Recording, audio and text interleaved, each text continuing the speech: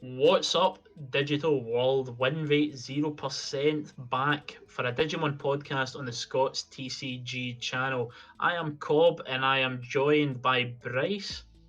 Hello. And the ever intelligent, ever cunning Adam. Bonjour. We are here today. The main topic we have got on the docket tonight is speaking about the reprint methodology that Bandai use to create new cards or reprint old cards in the Digimon TCG. And we've had some interesting comments on the last podcast as well we're going to talk about here. So it should be an interesting discussion to say the least. There's a lot to talk about here. Despite not a lot going on in the game at the minute.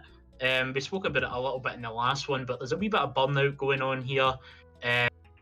Worlds coming up next month, and we know BT11 is 100% confirmed illegal for that.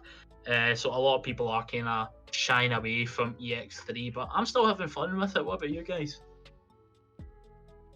Feeling the burnout a bit, but probably still going to keep going for it. Yeah, it's hard to keep going when you're just doing the same thing over and over again.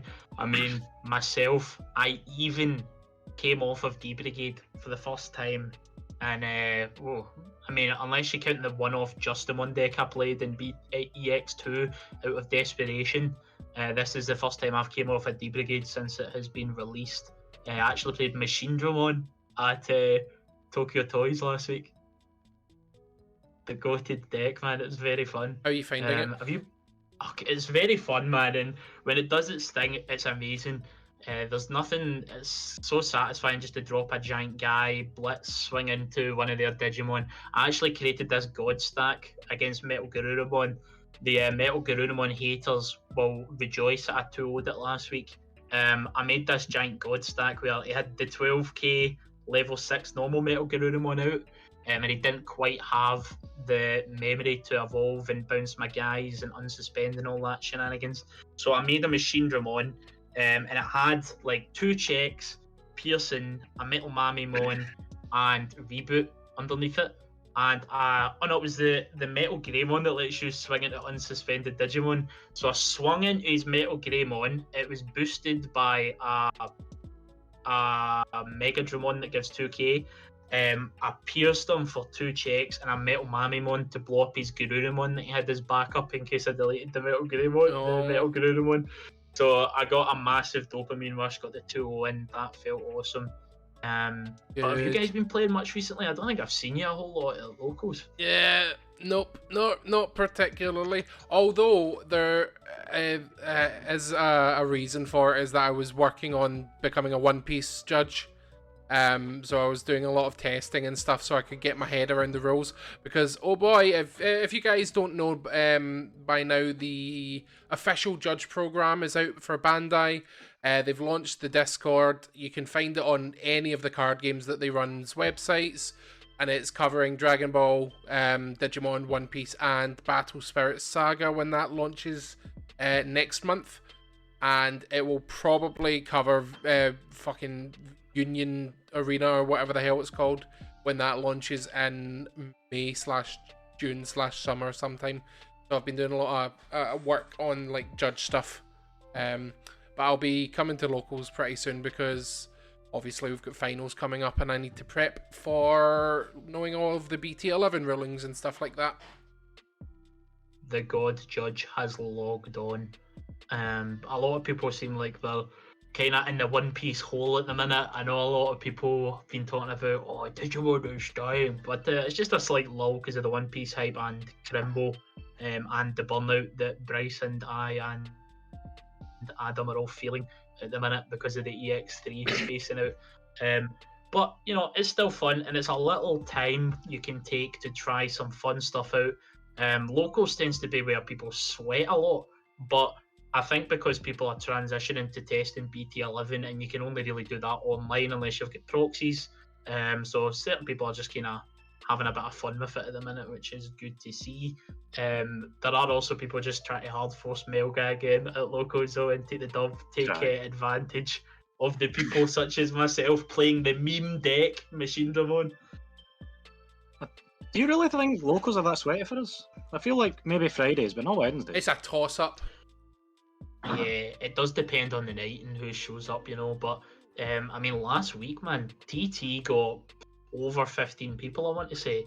Pretty good, especially for January.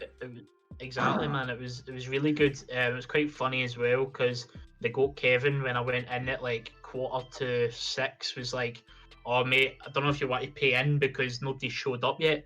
I was like, "Oh crap." A couple of my friends were showed up. Oh mate, it was really busy actually. It's sad you missed it. We were going to go to a 4th round, but it was something like a third of people, myself included, wanted to do a 4th round and everybody else couldn't be arsed, so we ended up not doing it. So that was a bit sad, but it was a good night, really good. Quite a few, I think there's like 3 people who showed up who were new as well. Some guy was playing Minerva Loop, and well, you say man, but that was like I think he got top 3, definitely top 5 with it, and he did really well. It was his first time showing up to locals, and Minervamon, despite being predicted to be really good, has kind of done a lot of hee-haw since its release. I don't get me wrong, like whoever played it, well done to them, but I fucking hate Minervamon, Lilith Loop, anything that ensures you have 5-minute turns whilst your opponent can't do anything, I don't think should be allowed in the game. I don't know. Coming from a Hydramon player. Hey, Hydramon is super easy to work around, man. Just Death X me. So true, man. Just play Death X, man. Just draw into this potential 4 of realistically 2 of in your deck. Easy. Yeah. Simple.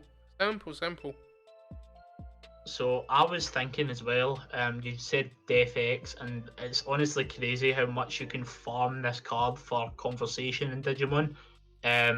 But I was thinking this, and I actually heard Ride My Avatar say this recently. He said, if you play Death X in BT11, you're going to be inting some games because it's not going to be very good against most of the meta, which I actually agreed with. And as someone who might be playing Digimon, the deck that goes wide with Tamers and wide with boards, I'm very happy to see it. I think it's because like Melga's probably not really going to fall off very hard, and then Black War is a very similar style of deck, so both of those decks don't give a crap about Death X. Exactly, man. Like, we're still in big stack meta, and honestly, I feel like if Hydrusy wasn't pushing the numbers that it is right now, people wouldn't even be running Death X, because what does it hit? It doesn't really do anything against Setcon. D-Brigade's a rogue deck apparently. Like Wargrey X, big stack deck. Melga, big stack deck. It's just the top decks in the meta. It doesn't really do anything against. And are you really going to take that 1 in 5 chance you're facing a Hydramon to play it? The answer for me, yes. But next set especially, the way the meta's shifting, with Wargrey being huge, Machine Ramon being okay, Mastermon being pretty good, people trying to play All Force as well. I just don't think it does anything against these decks. What, are we talking BT11 or just like the old stuff? Yeah, BT11, man. Like, what do you think about Death X in BT11? You think it's going to fall off in any play? Do you think people are going to be playing it in certain decks but not others? I think it's one of those cards people are always just going to splash a 1-of of it. Like, if you've got the space, why not? It's super good in pretty much any matchup that has Tamers, and there's been a bigger push towards Tamers with the newer sets. They tend to do a lot more. We've got our first, secret rare Tamer, 5-cost Tamer coming out. Something I remember talking about way back when, I think set 4 or 5 or something. It was like, do you think they'll ever print a 5-cost Tamer? Because a lot of the cards said play a Tamer that costs 4 or less, and we were like, well, they must be planning on bringing something out. And obviously we have had it revealed that in BT11, is it BT11? BT11. That Mirai is coming out. She's a 5-cost yellow purple, does a whole bunch of stuff. Pretty good card. And Rina, no, but she's a 3-cost, but she's a secret. Mirai's an SR. You're right though, there is definitely a focus on Tamers. And I said this before as well. Someone in our group chat just made a throwaway comment what are your predictions for the future of like the Digimon meta and the way the game's going to change? And I said tamers are going to be power crept to the point where tamers are either broken and they have to be broken to be hard playable, or you have to find a way to cheat them out, right? Yeah. And we're seeing this a lot now. The green cards, they're printing Panjayamon, which is just a 3 cost, lets you hard play a tamer from hand. Mamimon lets you take a top 5 for a tamer, play it. Digimon lets you play a tamer for the top 3. Tyrannomon lets you play a 3 cost tamer for free. Even if you look in the future sets, when you go into one part of the Shine BT12, Greymon line lets you revive a Marcus from your trash, I'm pretty sure. Puts it in there's stack. loads, man. Puts it in stack, and then it gets played through stack, obviously, so yeah. Yeah. There's like quite a few effects where this is the case. Like new Wargrey line does it as well in BT12, or is it 13? I can't friggin' remember, man. But like you have to. I fully support Bandai making that you have to be able to cheat a tamer out some way because you don't have time to play them. With so much more availability in the card pool, decks are starting. They're not starting to. Decks have been consistent for a while, obviously, but now they're starting to get so many different varieties and options and stuff. Is that if you don't have a way of getting a tamer out and you're playing them for 4 memory, that's what 2, potentially even 3 evolutions for your opponent on their turn, puts them so far ahead. And hell, they might even just delete your tamer at the end of that 4 memory with all of the effects and stuff. So there's got to be ways to cheat things out, especially like. It's not a good deck, and it's not even been played at all. But the Trial of the 4 Great Dragons deck that lets you play out the option card, super handy, because when are you gonna find the time to give your opponent 8 memory, etc. Yeah, this is it, man. Like, I've been banging this drum for a while, but as someone who plays a lot of black, your memory setter in that, the main one, because nobody plays black tie. That gives you a K on your opponent's turn, being Izzy, it's just a card that you play for free, hopefully, and when you do so, I feel like it's such a tempo loss. A lot of the decks that want to be playing Izzy don't want to be spending free memory to do nothing, and it also feels like there's 2 ways the game goes, right? Either you get choked to 1 every turn, or you're probably going to get 2 or 3 regardless, right? And all that happens when you play a memory fixer is it just shuts down the option to be put to 1. Almost always, it feels like your opponent has a way to set you to 3 or 2 anyway. And if you think about it this way, let's say on average you're getting set to 2 every turn. That tamer, you've basically spent, let's use Izzy as the optimal example here, you've spent 3 memory to basically gain 1 memory every turn. So it's going to cost you 3 turns before you get that back. Why would you do that when you can just play a memory boost that searches you a specific card, and for 1 memory it's basically search for top 4 cards for a Digimon, and then it also banks you 2 memory, which is more immediately impactful than that 1 memory as well. Yeah. It is obviously like more impactful for certain decks though, because I've found myself with like the Tankmon and D-Brigade now, having a swing turn where you need that 3 memory, it can be pretty vital to be set to that every turn. It just keeps a lot of plays online, but it does just feel so bad to spend 4 memory to, if you're playing Davis, draw a card, or set up a hero down the line for an extra 2k on a turn or 2. It's not great. And the other thing is, how many tamers that are 3 cost or lower get played these days? You've got Mimi and Kari for stupid security control. You got Cool Boy, who's just being Cool Boy. We don't count Cool Boy. He's too cool. He's Boy too cool in some decks. He's too broken. I feel like Analog Boy is ass. What? Analog Boy is like specifically useful for purple. Analog Boy is like specifically useful for the trash effect and for the search. Like, I feel like he kind of betrays the tamer stuff because he really, when you play him, to be honest. You're not even using him for the value he generates when you suspend him, but it's mainly like I don't know. I feel like if you're not using him to suspend, you're not using him. I don't feel like you play him without it. I've not seen a deck play him as just a hard searcher. I've seen people play them as a deck, or play them in decks specifically for the secondary effect and just to trash, but as just a hard searcher, not really.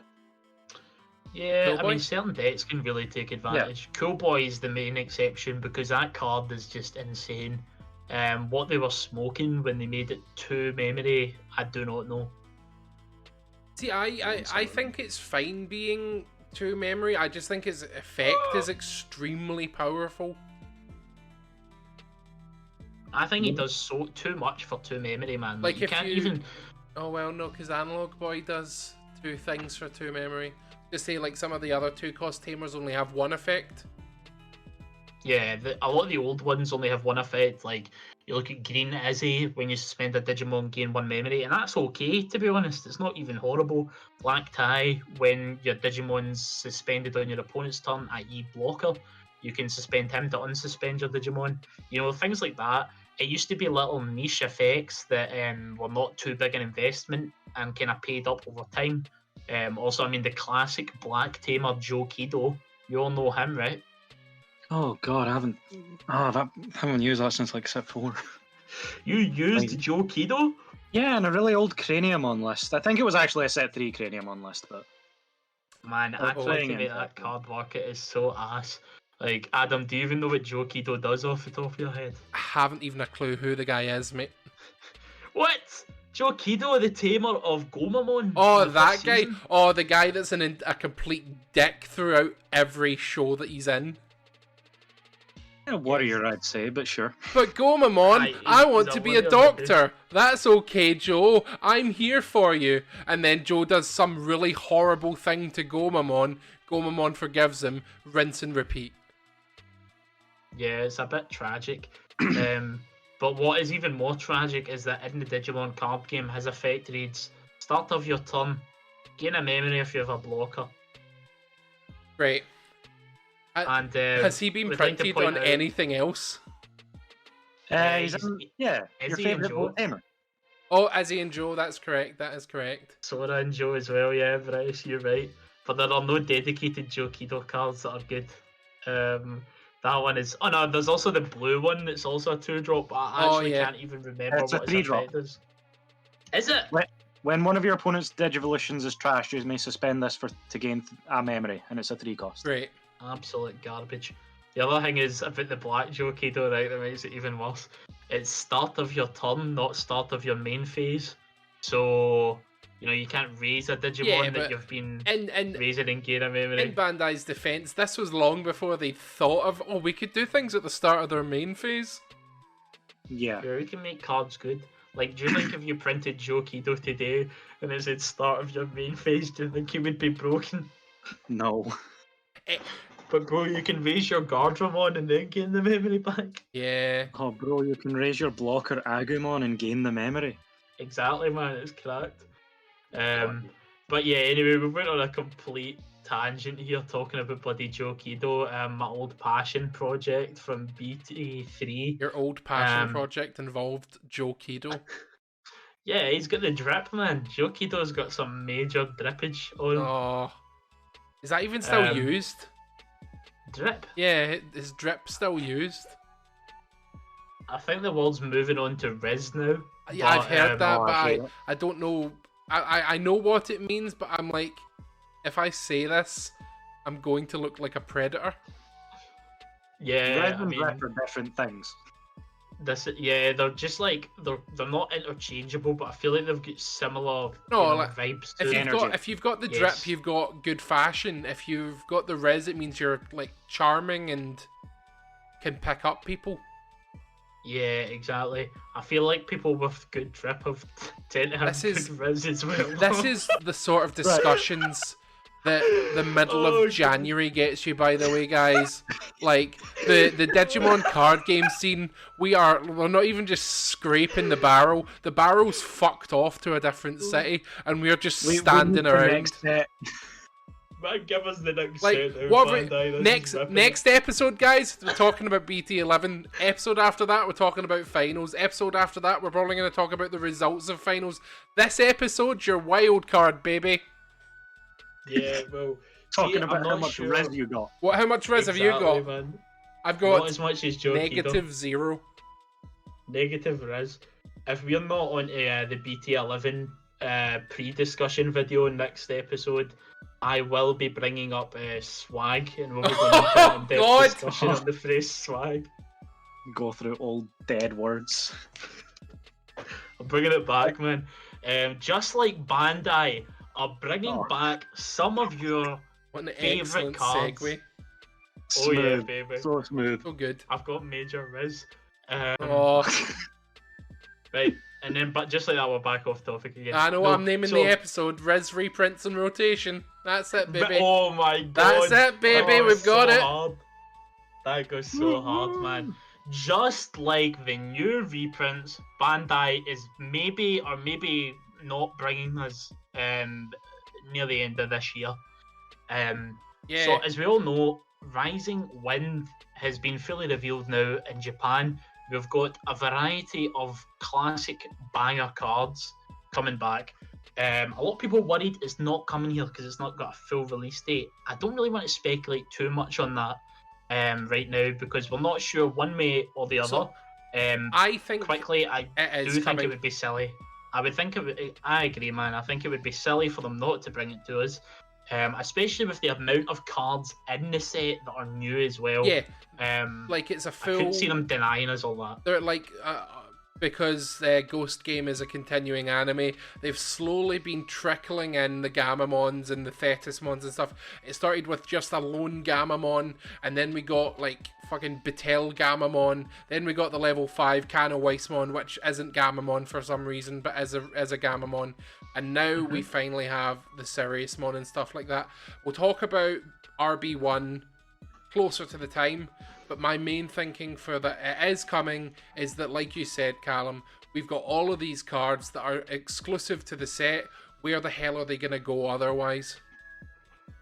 Yeah, it would be really difficult for Bandai to reprint what is like, 30 new cards or something like that. How are they going to trickle them out to us? If they're not coming in this set. The other thing is, this reprint set is going to be a gold mine for them because there's so many cards in it that are, and it doesn't sound like a lot when you think of them in one-offs, right? Like there's so many cards like your Demi-Meramons that are in every purple deck pretty much. And the cards are looking at maybe like £3-4, €5-6, something like that. And that adds up when you're building a deck. If you're new to the game, it is definitely a barrier for entry because, all of us pretty much have got our play sets of these staple cards and we've just picked them up as we've been playing the game.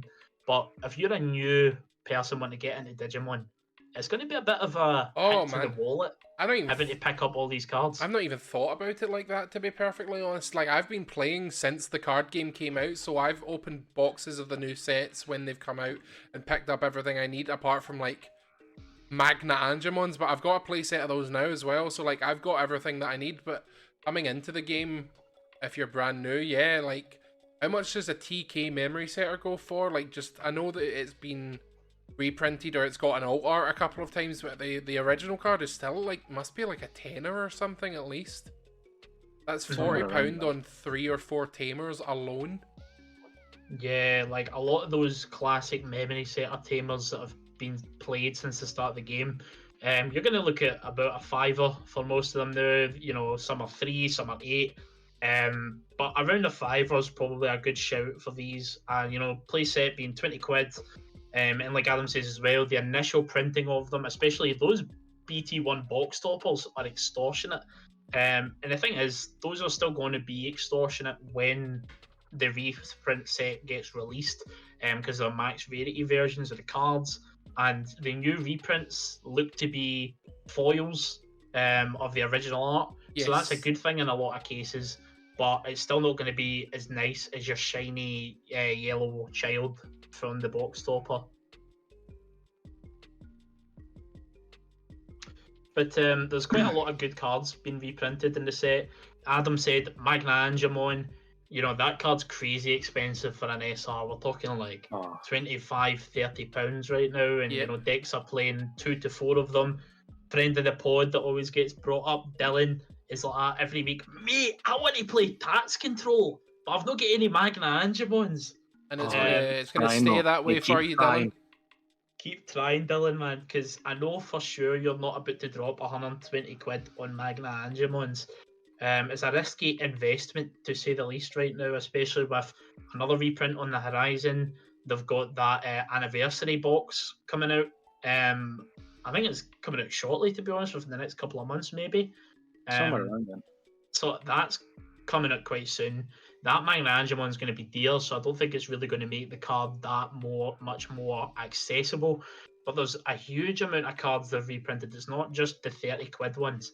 And it all adds up, because like we were saying there, things like your blue Upamon egg, the BT1 Agumon, Demi-Meramon, Jamming Vmon.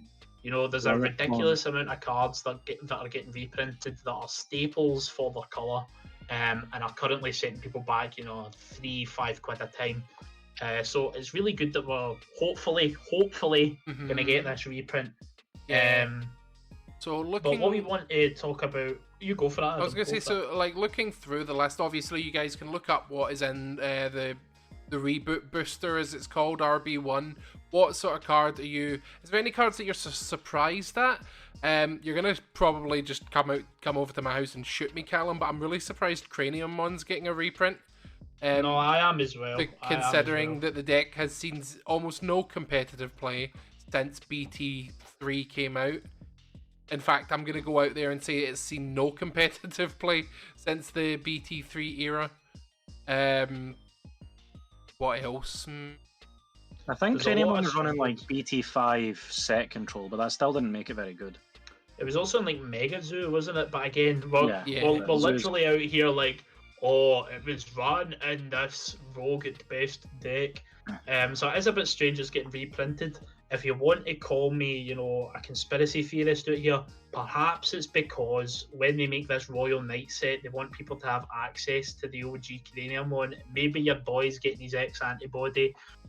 Maybe. But they have confirmed that they are going to be printing support for every Royal Knight, every last one of them. So that's it. To be honest, seems like it's going to be absolutely full to the brim with stuff. They're not going to be giving everyone a full line, but they have said they're at least going to be printing some level of support for each one. If they make Lord Nightmon a rare shit card, I'm selling out of the game. My brother, he is not a Royal Knight. Yes. Lord Knight's a Royal Knight. Crusadermon is a Royal Knight. Crusader. Honestly, my brain is fried. In my head, you said Bloom Lordmon. I did not. Like he might be. I was like, he might be a knight, brother, but he's not a royal one. No, Lord Nightmon, though. I can see where you get confused. I just want more Lord Knight support, man. That's all I want. I'm sorry to burst your bubble, but the playstyle will be different. That's fine. Like, it's totally fine, because what they do is then they print a couple of yellow cards that suit into Crusadermon. I'm used to Crusadermon as well, to be fair, because I've been playing the Digimon story games. And they just go, here's a bunch of new warrior cards for the yellows, and I'll be like, yeah, but I'll play it with the old one, right? But they probably won't do that. They'll probably make it black or something. I do think they will try and keep the theming of the cards similar to the original ones. Maybe it'll be like slight retrains where they're more updated and more powerful. But a lot of the OG Royal Knight cards that didn't see play, like your Craniumons, and that one yellow one with the red body, who I actually really like but can't remember the name of. Is there a Crusadermon X antibody? Oh, there is. Very good. Who the heck even is Crusader? All of them have an X antibody. Very good. All of the Royal Knights. What does it look like? Oh, cool. Really, really shiny. Oh, it's got a shield. Oh, that's cool. What is his name, man? What is the name of that? So it was a yellow card in the first BT1 set, right? Right. And it was like on deletion minus DP to something, and I think it reduced security attacks on Digivolution. Is this Kentarosmon? Kentarosmon. Kentarosmon's very cool. Oh, Kentarosmon, it's a centaur. Yes, that makes sense. It's always difficult Right. with Digimon pronunciations. Like, apparently, the blue fish is a 1-cost blocker to evolve into. Sealamon? Sealamon? What do you call him, Bryce? I call him Colamon. I call him Coelamon. So there we go with 3 different pronunciations. It is Sealamon, as in coelacanth, the fish. Aye, so apparently it's meant to be that, but reading it, I'm like, how the hell do you get this from like, this? From unless English? you have some obscure fish knowledge like I do, everyone's like, oh, Coelamon, and I'm like, it's Sealamon. It's also because I'm pretty sure in the anime they call it like Coelamon Yep, or they do as well. Colamon or something like that. So that's just been cemented in people's heads. It's throwing them off. But I do think that where the hell was I going with this? Why did I bring him up to You're begin with? talking about Pronunciations. Kentaro and the Royal Knights. Yeah, right. So Kentarismon, I don't see cards like that getting support in a big way.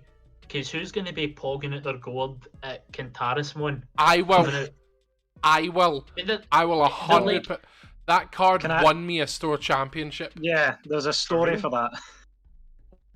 Go on, do tell. Adam, do you want to? So a friend of us, wonderful Gilbert. I was up against Gilbert, and I think it was the semi-finals of the store championship when the BT5 was the meta. So I was playing. It was the finals. Was it the finals? Yeah, No, it was 'cause- the final round. Oh, I was your semi-final opponent, and I bricked game 3. Yeah. well, yeah, Digimon thing. yeah. So like, I was playing Lord Nightmon, and I always had my Kentorosmon one of tech in it because I just knew it would be useful at some point because when you Digivolve, you give the entire opponent's board security attack -1, and on deletion kill something. Like, it's Yeah. so good. So That is what is decent. he playing? He's playing. What was it? Lilith? Lilith Loop. Yeah, Probably he's Lilith. playing Lilith has Lilith Flip. Gilbert build He stuff. does a full turn, 10-minute turn, and I'm just sitting there with a lone war Growlmon out, just sitting there, and it's sitting out on the field. He could have killed it, and he was like, no, I've won the game. So I evolved into Kentorosmon, minus his security of his entire board, by which point he had he had his Wart out and then 5 other guys, but he had 1 card left in his deck, and he had no way to recycle. And I was like, yep, security attack -1 your entire board. And he was like, I deck myself out, and I was like, yes, and I won the What store it championship. was that he had Mega Digimon Fuse, so the card in his deck was the Omnimon's War. Yeah. And he had an egg out, but he put nothing on the egg, so he couldn't raise, despite having the rookie in his hand. And he bet it for not doing it. Yeah. You killed him with Mentorosmon because he got cocky. And I That's have funny. been a stan, is that still a term, of Kentorosmon ever since. I love that card. Also, the artwork for the alt art of it is stunning. I love that sort of style of cards. I don't know why they went away from them. They went through different eras of making different alt art styles, didn't they? Yeah. I missed the the chip background, the data chip one. I didn't That was like pretty those good. as much. I think it fits Yeah. in the digital style, 'cause Oh yeah, totally. I just like I the do like one that. flat color outline sort of thing. I thought those were sick. I actually hated them, if I'm being honest, man. I thought they were so garbage looking. Yeah, I That's wasn't the fair. biggest fan of them. This is the thing, man. They should maybe experiment with these different styles again, because everybody likes different ones. Like, I'm sitting here talking about the chip ones, and I've heard people say they look garbage. I've heard Adam's one of the only people I've heard, to be fair, that said he liked those, flat color alt I've art heard a few designs as people well. like them. Yeah, but it's everybody likes different stuff. But now they just seem to print alt arts that are, just cool art, full arts, which is fair. That's probably the thing that's going to draw in the most people, generally speaking. But yeah, so this new Royal Knight set that's going to be revealed next, it's probably going to have. Well, it's confirmed. They have said it's going to have support for all the Royal Knights in it. They're all going to be featured. But as we all know, everybody's got the Royal Knights they like, and there's certain big fan favourites on the docket. You've got Alphamon, Omnimon, Gallantmon, Allforce Vidramon. Like, I don't see your man Kentarismon getting a lot compared to that. Yeah, Magnamon's a funny one considering he's a level 4. No, it's Magnum. anyway- Oh no, yeah. Magnamon Yeah, X it's as well. confusing, man, because you've got Magnamon, you've got Magna Draymon, you've got Magna Angemon. Like, Yeah. come on, man, change the names up a bit. They're not all Magna adjacent. and none of them are even fiery. You've got Examon as well, so like that's that deck that we've been kind of just like, we've talked about it a lot, but it's never really done anything much. Yeah, That's gonna get some more support. Dynasmon's gonna get more support. I love Dynasmon as well. Like, Adam played this as well. Leopardmon. So, Leopardmon. So, funny story about him before I talk about Dynasmon. Leopardmon has been receiving a lot of buying and selling action right now, because people are seeing it like a penny stock card, where the legit cheap to sell. Leopardmon is going to get some support. I will buy it, and then when it gets released, it's going to be going to the moon, which is funny to say the least. I just had a look at what Cranium on X looks like, and they've just gothed him up something chronic. Cranium on X, like, X cards are the original Mega evolutions from Pokemon, where they go right. But what about the on Mega Stage evolutions? Why has Gallantmon got 3? A lot of the X antibodies do not look nice. Gankumon. Nah, some of them look quite cool, Gankumon and then some X, of them look really lame. See the alt art Gankumon X from whatever set? That is one of the best alt art cards ever printed. It's stunning. Set 10, Ganku. Oh yeah, because you've got what the fuck? You've got Leopardmon X, but then you've got Leopardmon Leopard mode. What the fuck? Aye. Oh, so Leopardmon as a Royal Knight can fight in 2 different forms. It's still the same. Yeah, but Digimon. like Leopardmon Leopard mode, like you could have just went Beast mode or something like that. You don't need to repeat its name. It should have been called like Leopard Nightmon or something like that. Then that would have made sense. Oh, I forget that a bunch of the Digimons have like chibi forms, like cute little versions of themselves, but they are. Are they not called NX? Yeah, they're NX. Yes, those are based on figures. They are that are actually real. But they are legitimate like the Digimon as well. Like you will find them in games just chilling. And you can evolve into them and stuff like that as well. I remember playing, I think, one of the Digimon games on the DS and looking at Toy Agumon for the first time. No, I don't like those games. I like Digimon World on the DS way more than the sequels. I think they tried to copy Pokemon too much, and I've never been an Digimon copied Pokemon person. But I was like, they've just 100% went, oh yeah, let's try this team thing, and I was like, this is not fun. I remember seeing Toy Agumon for the first time and being like, oh, that's not a real Digimon. He's been there since the start, man. And you've got Clear Toy Agumon as well. And Dot Agumon. You've got Dot Agumon. Now, that was what I was going to say. Dot is actually another version of Digimon, and it's literally 2D sprites that exist on a 2D plane. There's not many of them. I believe there's a Dot Agumon, and there's like a Dot Shine Greymon as well, if memory serves. Yeah. But there's just lots of weird Digimon. They're all based off of like when Digimon was just Tamagotchi. Snow Agumon, Agumon, Toy Agumon, Agumon X, Black Agumon, Agumon Expert, Bushy Agumon, Furor Agumon, Agumon Bond of Bravery, regular Agumon. Furor, I can't wait for the Furor Agumon card. That's gonna be lit. That's gonna be a secret there in my set, man. Please no Furor Agumon. It's gonna be the most sold set of all time, chasing the ghost there, Furor Agumon. Agumon Speaking burst of mode, sets, apparently. Speaking of sets, back to the reprints. Oh yeah, the reprint set. There's some reprints here, Callum. I think you'll be very interested in. Like which what? is the promos that we've still not got. Yay! Promos! Mark my words, right? Security promos. I am not huffing the copium, or we're going to get them soon anymore. I've been huffing it for too long, man. And I think this here's is my call. I was going to say, this is my call. We're getting them in the reprint set as the first debut of them, because they're not coming in BT11. And, well, they could come in BT12, but it's confirmed now we're getting the Illustrator competition Digimon in BT11.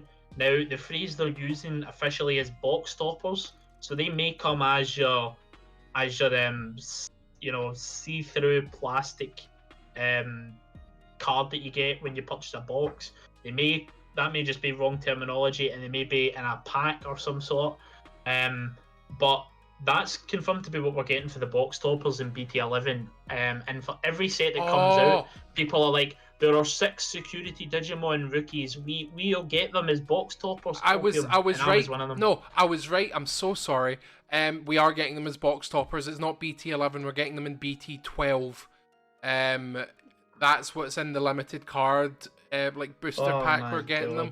But I was 100% just about to say, like, you know how when you get introduced to someone or whatever, and it's usually like in an office environment, but they get your name wrong, and like they keep calling you the wrong name, and eventually it's become rude to correct them. So like you need to keep just getting called Steve for the rest of your life.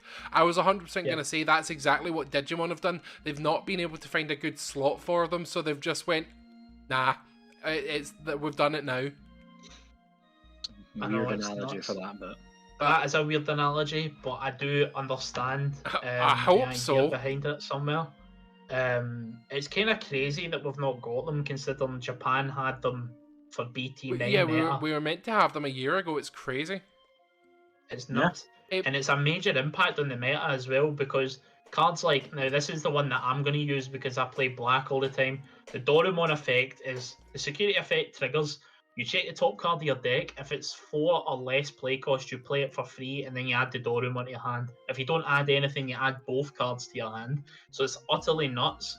It's like a one-off Pride Memory boost from the stack. Yep. And if not, it just draws you 2 cards, which is cracked. I'm a big fan of the Pulsemon, the green one. Super great. Well, the Pulsemon is meant to be really good for Grandis as well. Yep. But the Doremon is literally would have been playable in every black deck that isn't Alphamon. Would have been playable D-Brigade, would have been playable in Dark Knightmon.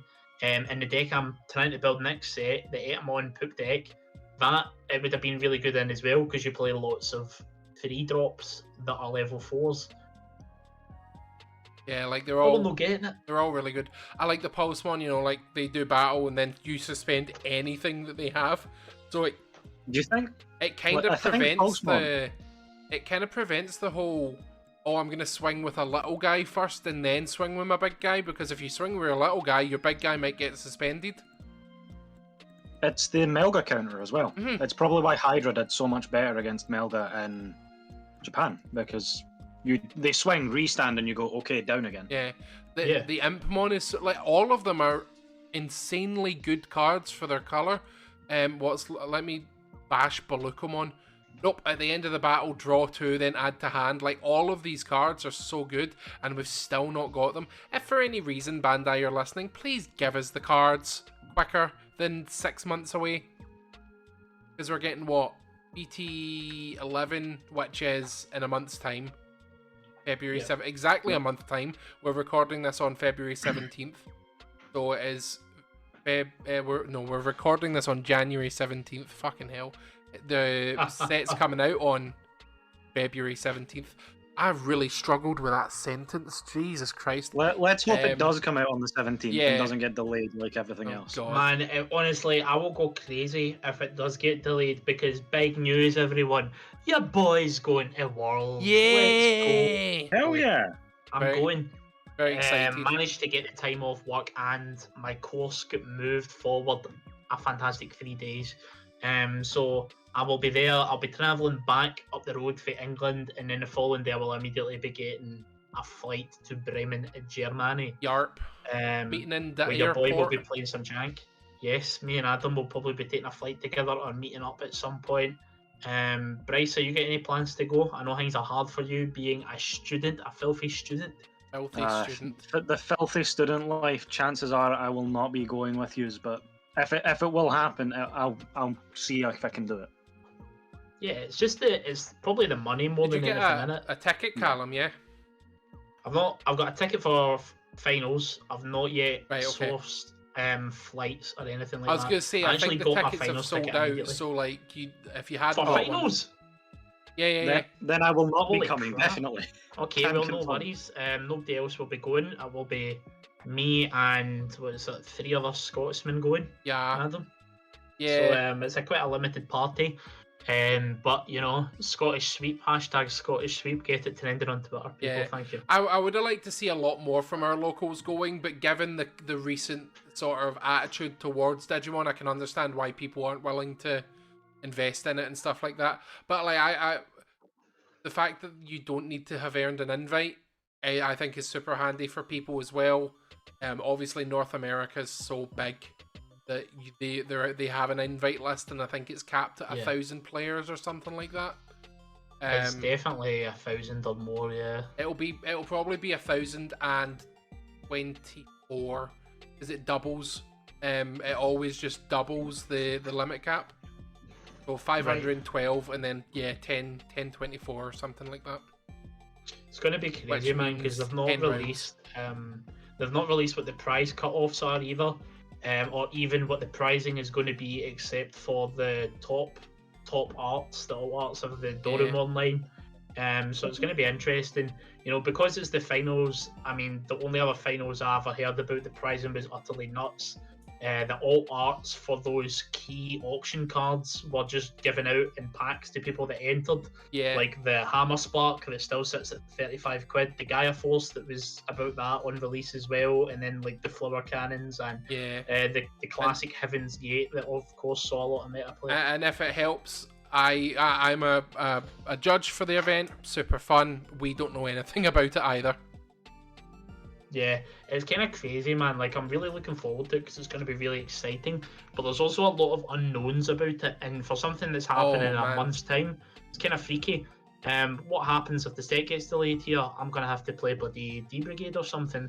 Or, as I said last episode, I'll be paying scalper prices at the event for Etamons. I have a really unfortunate feeling that the set will be delayed for us, but it's not going to affect the finals. Yeah, because it totally could. There's so many different... Because it's just one for Europe, it could get delayed in any of the European countries and it would have a really unfair effect. Yep. It feels like it's been poorly planned. I think the other thing is... You continue, mate? I was going to say, I think the only way is that it gets delayed everywhere. That would put us back into EX3 meta, which, you know, I think would be fine because people have played it for a long time. But yeah, the only way I see it being non-BT11 is that if it gets delayed everywhere. But we've not had any delay notice yet, and it normally starts to happen about a month beforehand that they start going, well, actually, turns out the factories that we make them in have caught fire. And you're like, okay, what? Lovely. Fingers crossed it doesn't get delayed. And I don't know, Adam, if people see you at Worlds...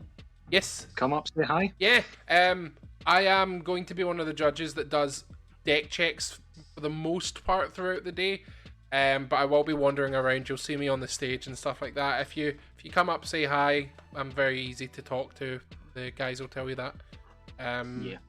And then I'll just set the judges on you and tell them to watch you like a hawk, pretty much. I want you to do another very epic speech like you did at the London regionals, where you introduce the event and everyone goes, "Holy crap! Look at this charismatic gentleman who's leading the charge here." I don't think I'm going to be on mic duty this time, unfortunately. There is well, obviously we'll talk more about it in a later episode, but I'm quite used to doing like assistant head judge and stuff like that. But like with finals, there's so many other people that are part of it, and I'm just like, no, I'm just quite happy doing deck checks. This is scary.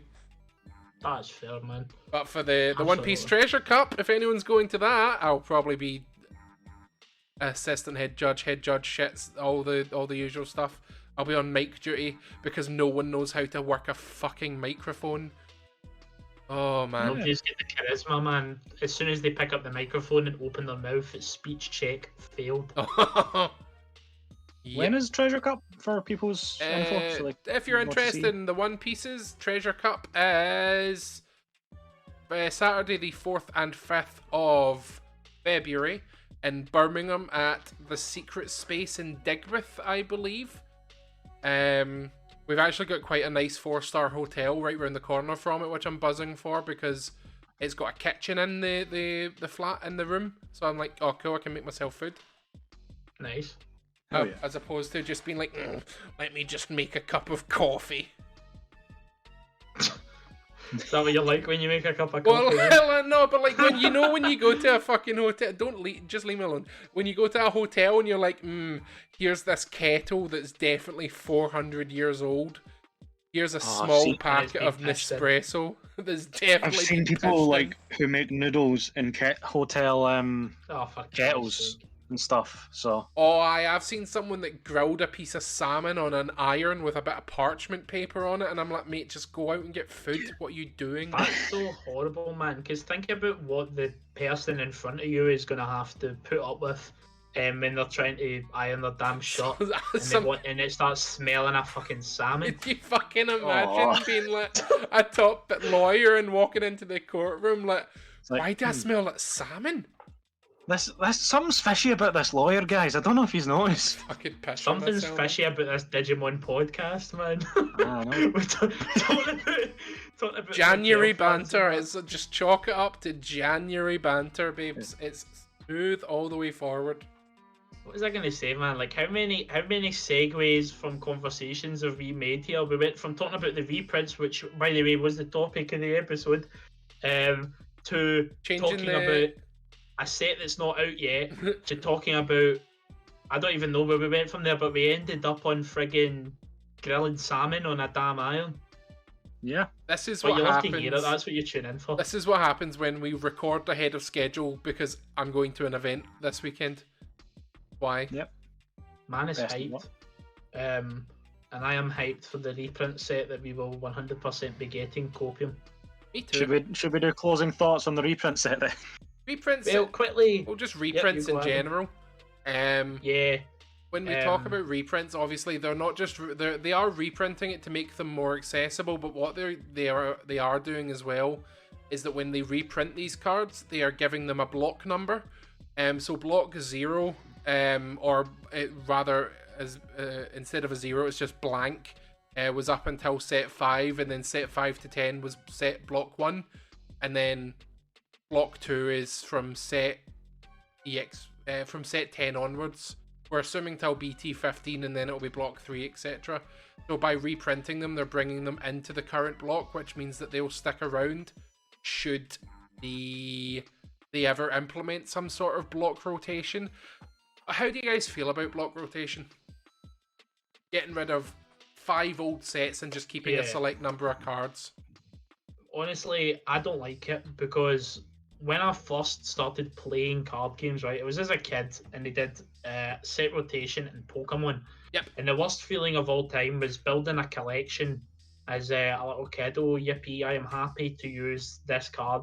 The very first time I showed up to Pokemon locals, right, the main man, Gordon, it was like helpful older man, and he's like, right, son, I'll teach you how to play. I'm like, don't worry, I know how to play.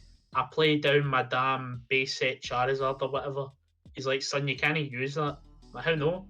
It has not been legal for like 15 years or something.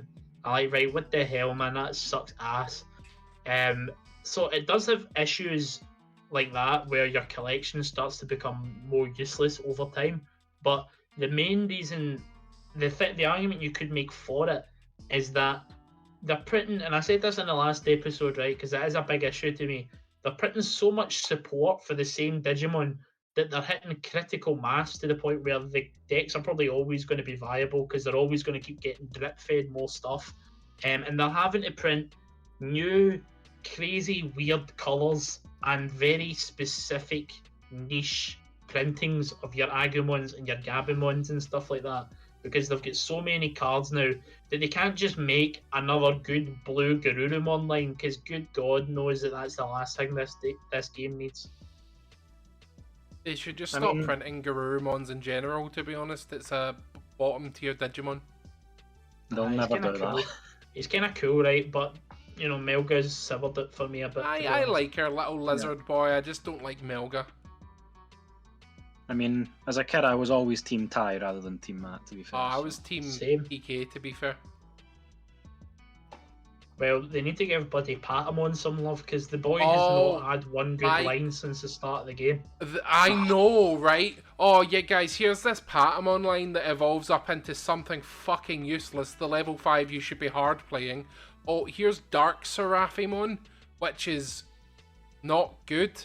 That's coming out in a later set. Like, just give me some good Seraphimon stuff based around, like, his actual abilities. Yeah, there's it's like your boy last episode from the comments was talking about. I'm very, very surprised they've not tried to put over a competitive deck for each of the Digidestined. Yes, there has been a competitive card for each of the Digidestined, right? Like you've had a competitive Palmon from Bloomlob. You know, the famous Digimon that Palmon goes into Bloomlobmon. And you know, there's been playable. Well, there's not been a playable Gomamon, I don't think, to be honest. There's a playable one, but it's not a bad deck. No. There was the playable Gomamon that was that if you trash someone's secure Digivolution cards, gain a memory. It was played in Hexabloomon. That is not bad, to be honest. But it speaks wonders that I can't even remember it, to be honest. Each Digidestined's Digimon has had at least one good card, with the exception of Biomon. Because they don't like true. Biomon, to the point that they don't like Biomon being paired with Sora. The fucking new Biomon line is with a random tamer from the Digimon games. My friend Liam just calls her White Woman because he doesn't know who she is. Just goes, I play White Woman. What was it? This dimensional phase? Yeah. So what? Pink-haired love heart girl. Aki. Right. So she's from Digimon World 3, as is Taiga and the rest of them, I believe. But what the fuck, guys? 4, I think. It's got some name like Recoded or something like that. It's not a numbered one, but don't get me wrong, I really like the Biomon line. I loved Garudamon. I had one of those toys that transformed from Biomon into Garudamon when I was a kid. They exist? Yeah, man. Yes, they were like Transformers for Digimon. Yeah, like, look them up. I had all of them, to be honest. I had the Greymon, the what was it? Agumon that turned into Greymon. Then you could clip on the metal Greymon stuff. I had Patamon that was literally just a big fat plastic ball that when you unfolded him, like his wings would come from like the orbs. Like the round part of him and turn into Angemon, and Angemon was just like this little dude inside of Patamon, and his entire body turned into the wings. Like, they were so cool. They loved doing that, where it was like on the inside of Patamon's body would be like white and have wing textures on it, and then you'd look at one side it'd be wings, and the other side would be like bright orange or something. That's how they got. Like there's actually fucking sick. There was a wave. Maybe 5 years ago of these Digimon transforming toys, and they were really good. Like they were like statue quality, like they were maybe like 60-80 pounds or something like that. I got my friend one from Japan actually, because they got them before us, like they do with everything, and it was like a Tentomon that evolved into Kabuterimon. They also had one that was Keramon that went into Diaboromon, but because technologies went so far these days, they're actually very, very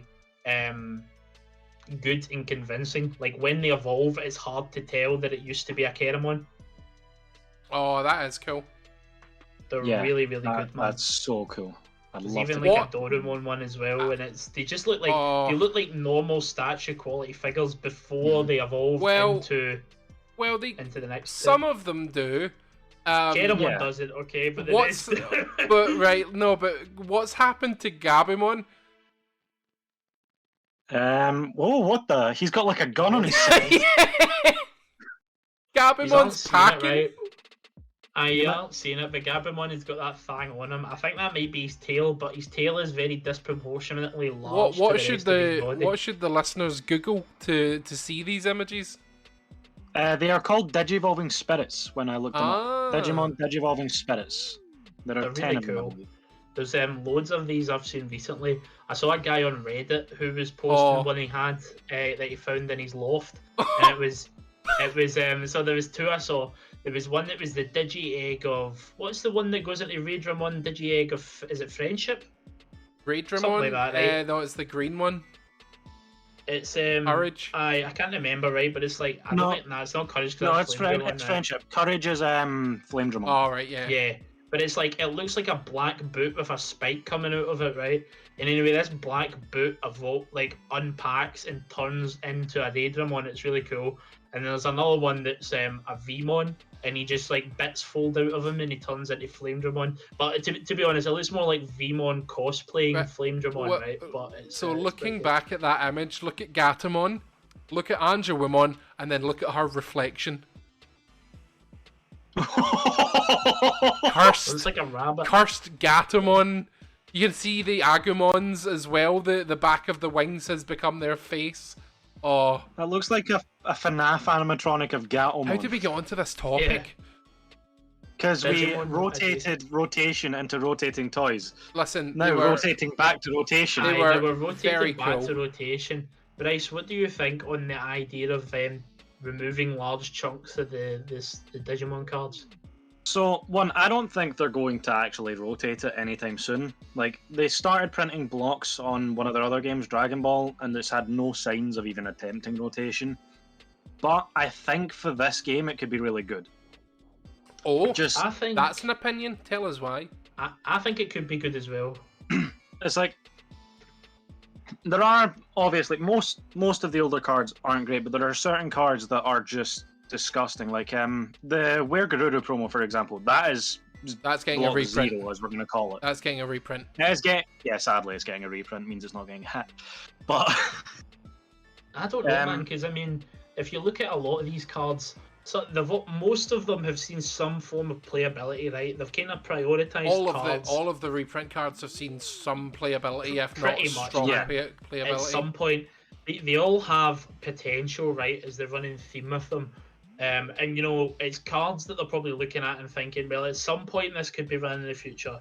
Talking about cards from the past that are still played now, I think there's a significantly smaller amount than there used to be because of the kind of way the power level's scaling in the game. Which is one reason why I think maybe you might not see it because a rotation, that is, because the power level of the game has just crept right up to the point where a vast majority of these old cards, even a vast majority of the cards you see that are getting reprinted, might not even be playable at that point. If you put the top meta deck of BT3 or BT1, which was Omnimon / Shine Greymon, etc., against the top deck against the worst deck, but still something that's not meta relevant, from BT10 wins 100%. Yeah. I wonder how far you could go with that. Like, do you think BT7 is hybrid, so no. Maybe BT6 is the most recent set you could do the best tier 1 deck against the worst deck of this set. I don't know, because that was a Bond of Friendship. Yeah. Well, one of my friends has started playing Bond of Friendship because it was one of his favourite decks again. Well, Bond of Friendship's and fine. He's actually doing okay. But Melga just does the same thing, but better. Yeah. You just have to ask yourself with these decks, though, like, the thing is with Melga, man, you can say that with so many decks, it's just worse Melga. Like, let's play Justimon OTK. Well, why would we do that when we have to set up Tamers, and the OTK is less reliable, and it does it off of a level 6? Okay, I think all OTK should be off a level 6, to be honest. But Garurumon does it off of a level 5. Like, I mean, this is a quick thing. This is another thing you could talk about for ages. But quickly, do you think there's going to be a ban list before finals? Yeah. No, I don't. I'm holding out hope for a hero. I think we're going to get a ban list before finals, but it's not going to be in effect until after them. Like the way they did with set 10, where they put in, they released a set, and then they said, at the end of the set, you're losing all of this. Yeah. I think we're going to get. I think you might be right, mate. I've not really thought about it in that way. I would really like to see a ban list because the boy who is cool is too cool. I say it a lot. He's too cool. And there was a massive thing on the Digimon Reddit today of people spouting off about X antibody, and we spoke about it in the last episode. But the X antibody cards are just too strong, man. Like they've got inherent. The issue with them is there's inherent power to the X antibody cards. you get a free Digimon evolution, you get free Cycle, you get free Inherited. A lot of them you don't even pay a cost for. Like you look at cards like Agumon and Gabumon X. Oh yes, when we evolve for free, we draw a card and then search as well. Well, you can just hard play them. It doesn't even matter that you had to put the original Gabumon, and it's just all plus side. But then the cards surrounding them are broken as well. Cool Boy, if they had no effects, if there was no benefits to playing an X antibody card like the Inheriteds, like the free Psycho, then Cool Boy would make it worth playing the X antibody cards. If there was 0 Inheriteds on these cards, you could still play Cool Boy, and it would be a reason to put them in the deck. Definitely, like 100. Maybe not as good, but it would definitely be like, oh well, yeah, they should have had at least a 1 cost on Champion and upwards or something. Yeah, like it's just nuts. Well, they did give it to some. They gave it to Dexter or Greymon and stuff like that, but then it gained it back if it trashed something, and Yeah, and that trash was set up for the deck, so it was effectively less cost and more advantage. Yeah, it's nuts, man. And then X Antibody's just a crazy play extender. Like the whole, all the pieces come together, and it's just too crazy. And they've had multiple sets of support now. They're just getting better, and the fact we're maybe 3-4 sets down the line, we're still getting X Antibody stuff. Man, I wish they would just cool it, and they really need to limit Cool Boy, or else every major deck we're seeing is either going to have to be ridiculously strong to keep up with the inherited advantages of the X Antibody cards, or they're going to have to limit it so that we can bring the power level back down a wee bit. I literally think you could just limit Cool Boy to 1, and these decks would be significantly curbed in power level to the point where they would not be a free tier 1. Yeah, I come from I played Yu-Gi-Oh when I was a kid, but then I transitioned into the Pokemon card game for a solid decade or so. So I'm very used to rotation. It happened every year in Pokemon without fail. It got rid of old cards and brought in new cards. The rotation is about to happen soon for Pokemon, where a lot of the old Sword and Shield stuff is going, and Scarlet and Violet is about to drop and stuff like that. And Pokemon's had a problem for years with power creep. It started with the XY block, and then it got worse and worse and worse until the Sword and Shield era, which is the most recent era, where it is it's an OKO format, but all the cards are insanely strong. So with Scarlet and Violet, for those that don't know, the Pokemon card game, it's kind of like Digimon, where you have like cards off to the side, but instead of it being security, they're called prize cards, and every time you knock out a Pokemon, you take prize cards, and when you take them all, you win the game. But with and some Pokemon give up 1 prize card, some give up 2, and some give up 3, and they started experimenting with 3 prize card Pokemon, and I think it ruined the game to the point where I stopped playing for a very long time, and I've only recently got back into Pokemon. But they are prepping for a future rotation, and it's not going to happen for a year, it's not even going to happen for 2, but in 3 years' time, if they don't print any more 3 prize Pokemon, we'll only have 2 prizers and less in the game, and the power creep will have diluted itself back down to maybe what it was 5 or 6 years ago, and I think that's what Pokemon are going for.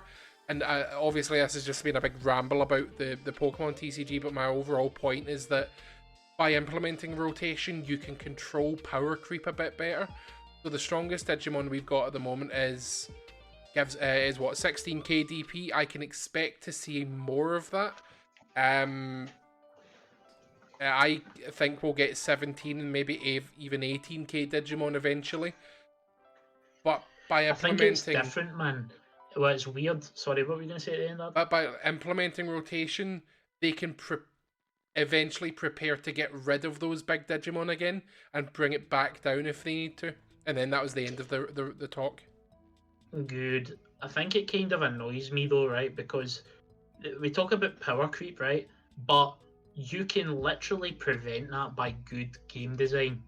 Like one thing that makes it hard is they go, right, this frickin' epic Digimon, look at BT1 Omnimon, this frickin' epic Digimon he is the strongest one we've printed yet, man. He needs to have the most DP. So Omnimon had 15k DP. And then the next strongest boss Digimon comes along. And they go, well, he's friggin' stronger than Omnimon, man. He should have 16k DP. And then they keep having to do that to push the power level of their new stuff. But they don't really need to do that. They can literally just turn around and go, right, okay, this is what things should be. This is what the DP level should be. I mean, there's freaking level 6s in some of the original sets with 10k DP. And then 11k used to be like a good amount and 12k was a very high amount. Now it's more like 11 is the standard and 12 is the standard, 11 is bad, and 13k is good on a level 6. So it is kind of creeping up a little bit. It definitely is going higher, but they can stop the power creep of the game if they want to. They just need to do less printing of support to the exact same stuff. Yeah. And they need to do more of creating new gimmicks and creating things to support older archetypes that are not as powerful. Yeah, like we've had this discussion, I think, every episode now, that they need to stop giving the same Digimon new things. It's like Pokemon with their goddamn Pikachus and Charizards and stuff like that. Like, they just keep printing Agumon cards over and over and over again. Like, yeah, they'll never stop. Well, like, we know Agumon's the good guy, and that's what a lot of people have nostalgia for. I completely get that. But, like, there's more Digimon than Pokemon, Chief. Come up with some... And, like, they've started creating new Digimon specifically for the card game. Agumon, Black Agumon X Antibody, Greymon X Antibody, and the Virus Agumon line. All of those have just received X Antibody cards, which we are going to see in the BT11 set. None of those Digimon existed before BT11. They are brand new creations specifically for the card game. So quite clearly they are open to crossing the line that... Well, I was going to say like Yu-Gi-Oh! And stuff, but none of them really have established animes to the point of, like, you can name pretty much any monster apart from Pokemon, but Pokemon would never create a new Pokemon that's specifically for the card game, although they did for Pokemon Go with Melmetal and Melmetan, so you never know. I love but that, like, man. The fact that Bandai are willing to create brand new Digimon, for the Digimon card game, do it then. Create brand new shit. Yeah. I like when they shine a light onto more obscure ones, because like Adam said, there's more Digimon than there is Pokemon. But the reason for that is because there's so many different bits of media from Digimon over the years. There's manga, there's obscure games, there's games that didn't even come over here. There's apps. And there's apps and stuff like that. Like, buddy, when are we going to get an Applemon set? I feel like that'll happen someday when we're really scraping the bottom of the bloody barrel. Because the Applemon are technically not Digimon is another thing. They're Applemon. And a lot of people listening are probably saying, what the hell is COB talking about here? But they're a thing. There was a series of Digimon where it was like trying to pitch on the back of kids liking smartphones.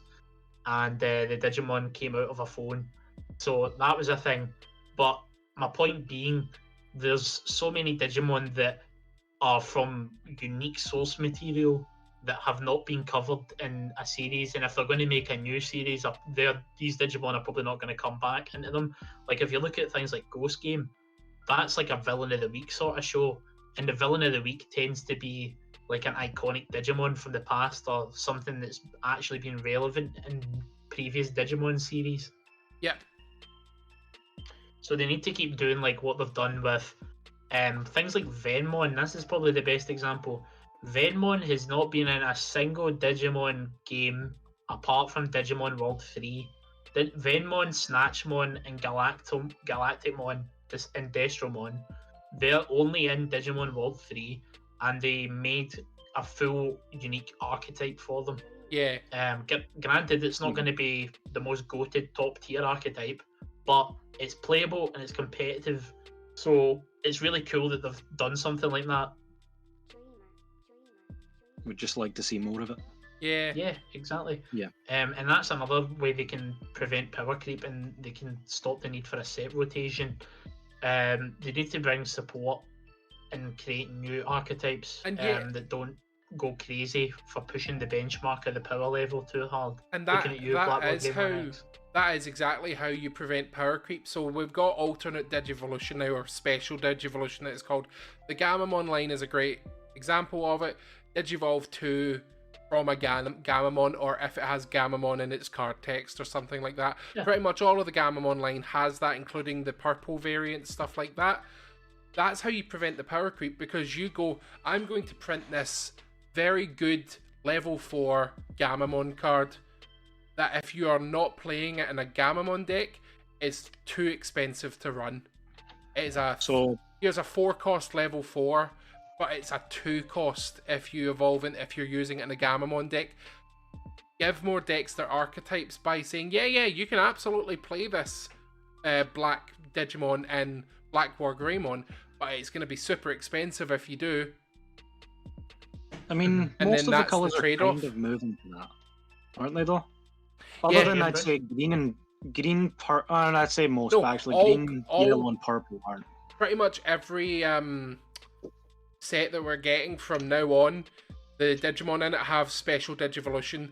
The Shine Greymon line is X from Agumon, X from Rise Greymon, blah blah blah blah blah. We're seeing it a lot because Bandai have had a fart brain moment where they've realised that they can come up with new rules, and we all go, cool. We don't go, I don't like this, let me stick to playing vanilla cards. Like, they came out with their first sort of major one was Jogressing, DNA Digivolution. Before that, it was always just one stack. There were a few cards that let you move things about, but nothing majorly.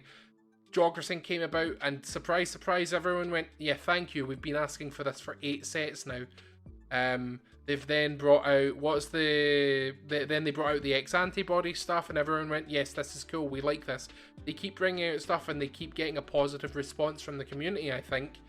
And they're starting to realise is that we want those sort of themed decks. We want, Bryce and I are super excited to play the Shine Greymon deck that's coming out with a Marcus that lets you punch things. Like, everyone just wants the... like I've said a few times, I think that the more weird the card game gets, the better it's going to be. I don't mean weird in terms of let's print a fucking poo token deck or something like that. Come on. What do you mean? Firing shots directly at me, people. No, I'm looking forward to seeing you play that. I'm never touching it, but I'm looking forward to seeing you play that. But like, Bryce is going to play it as well. Give me I'll some be more. all over that, mate. Give me more weird decks. I find them funny. Yeah, like if you make power cards that are powerful in archetype, or specifically, like you look at King Sukamon, his effect is you can turn something into a white 3K Sukamon, right? So that's really powerful till the end of their turn. It just shuts down a lot of their plays. But to get that effect, you need to have 3 Sukamon in the trash. So they're set up for it because it's very powerful. And you can only use it outside of archetype if your opponent gets 16 or more cards in their trash. Which I'd like to point out, by the way, is a very, very niche reference to Digimon World 1. In that game, your Digimon can pull on the floor, and if it pulls on the floor 16 times, it will evolve into Sukamon. So in the Digimon card game, they are saying, like, if you've got a lot of trash, that's equivalent to pulling on the floor, and you become Sukamon. Very cool. The theming in this game is actually really, really good. Like, they get a lot of good flavour from the effects. The people who make it clearly know what they're doing.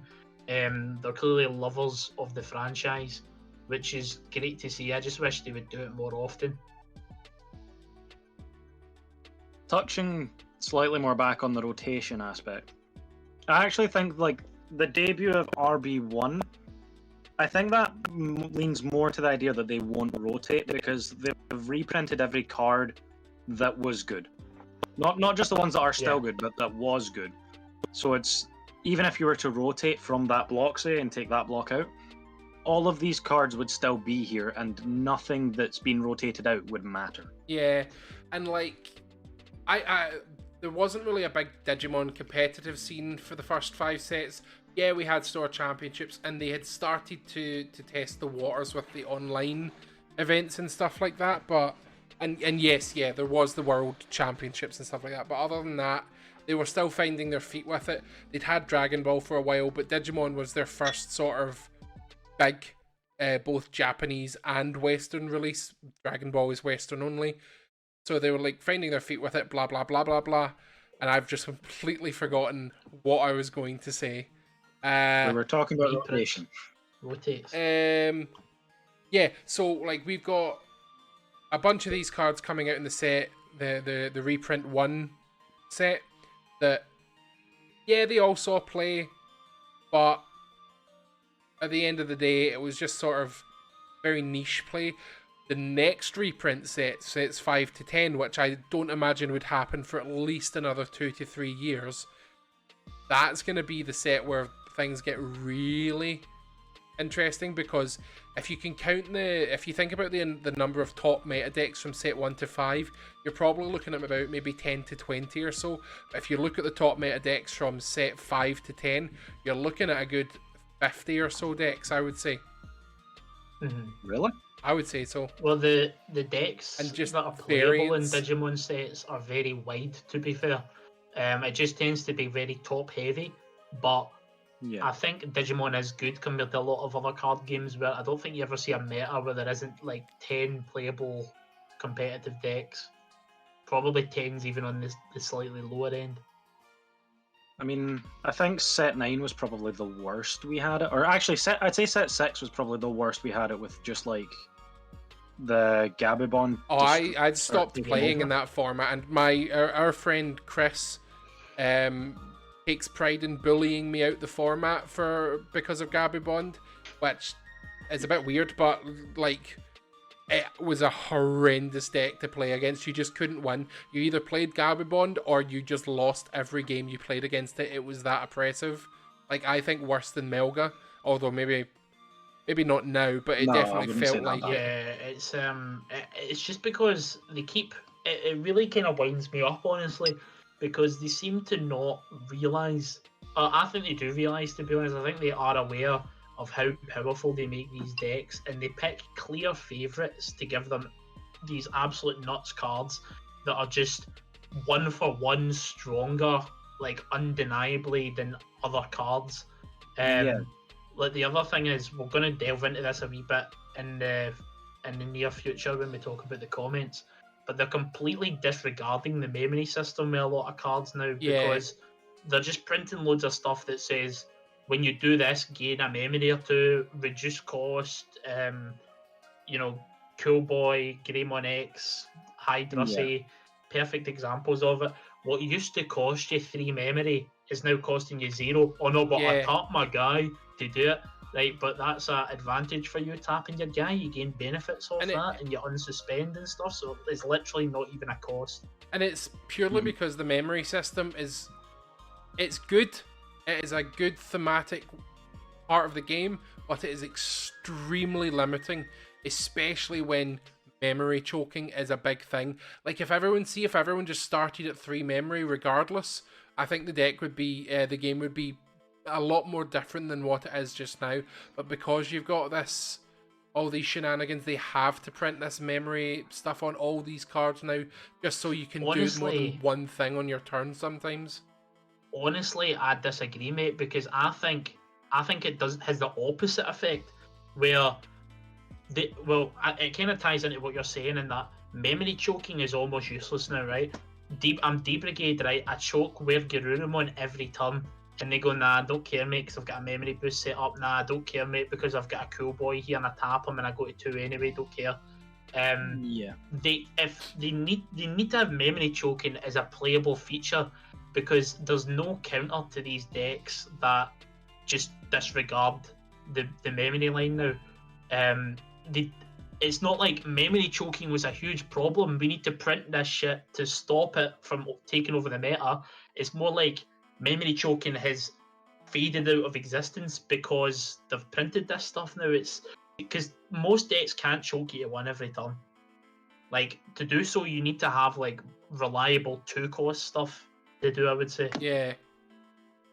It's really annoying, man. Because it's just another aspect of the game that was fun and unique the memory gauge, being able to choke people, actually having to, think about what you're doing as far as paying memory to do things. Just the way that you're like, is now going. The game used to be fun. You used to be able to choke people. Just that throwaway Choking comment. people and thinking about it, bro. It's fun. Right. Before we continue on in this, because we're going to talk a wee bit more on this, do we have any final thoughts on the rotation talk before we move to comments? I think we need to wait and see what Bandai do. I think I'm for it under specific circumstances, but also against it under specific circumstances. Man, I'm exactly the same. I'm not certain if I'm for or against it, honestly. Pros, it'll make it exciting when the new rotation comes out. I'll get rid of problem cards. It'll make every card they release more impactful. Cons, your collection's going to become worthless. Your favourite deck may disappear. Your deck may disappear. They're going to have to... certain archetypes are going to just drop off. And that would be very sad. So there's arguments for and against. I'm not certain they're going to do it. The blocks do frighten me. The fact that they've printed it kind of future-proofs it for rotation. But to be honest, they didn't need the blocks at all because they've got bloody BT with a number printed on the card. They could have just went, right, okay, new rotation, BT 1 through 5 are now illegal. Yeah. So I don't even think the blocks are like a guarantee that that's going to be implemented, Yeah. Nice. Right. Anyway, we're going to transition on to talking about the comments from the last podcast we put up. We've got two belters here that we can really go into some deep discussion on. Stuff that we've touched before on and touched on a wee bit in this episode, but we'll really talk about it here and go in depth. The first comment we had was from Mr. Bob Duckington. Fantastic name. Excellent name. To hear it.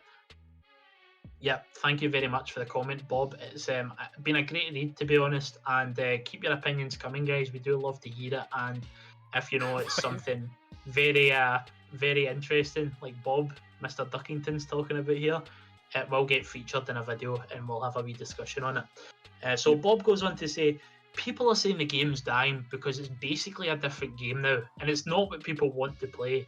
Metal Garurumon is too effective at just ending the game, but even if you ban it, so is Bloomlord. You could say Imperial was broken at release, but you could interact with it at least. You could memory choke it. Okay, we're going back to that. So it couldn't play Stingmon without a Davis on board, or you could get a blocker big enough to not be bounced. It didn't just flood the board with crap for one memory, swing for your entire stack, and have protection from everything. So exactly what we were talking about there, Bob. Complete disregard for the memory system, and as we were brought up as well, the fact that choking somebody to 1 is very, very difficult or pointless nowadays is a real problem. Yeah, like just to touch on the Bloom Lord topic, you're spot on.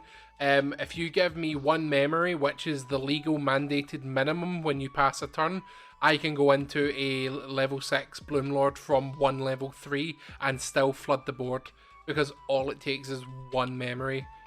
And that 1 memory is to Digivolve into your level 4, then you Digizorp into your level 5, then you evolve into your Bloom Lord and spit something out and blah blah blah blah blah. So yeah, spot on.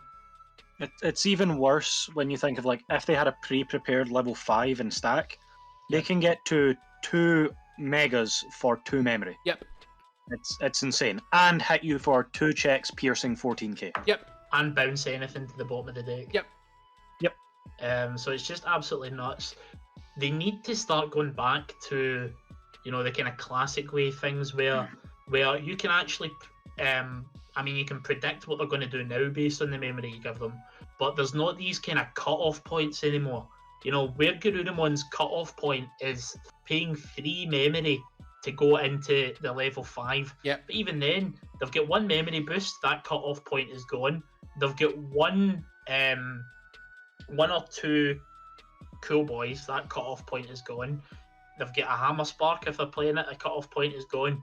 It's too easy for them to disregard memory gauge and get crazy effects of.